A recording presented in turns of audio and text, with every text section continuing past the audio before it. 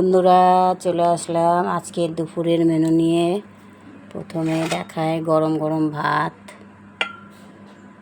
একদম ধোয়া হচ্ছে গরম ভাত।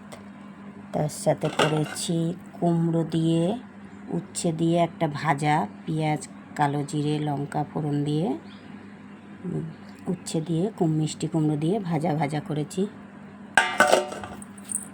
আর করেছি বন্ধুরা পটলের কারি, গোটা গোটা পটল ভালো করে ভেজে নিয়ে পেঁয়াজ রসুন আদা লঙ্কা সব কিছু দিয়ে টমেটো দিয়ে একদম কষা কষা করে পটলের কারি করেছি।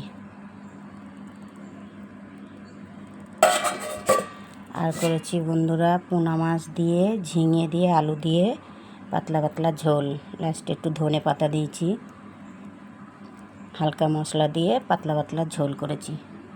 এই ছিল আজকে আমাদের দুপুরের মেনু বন্ধুরা। আজকে বেশি কিছু করিনি।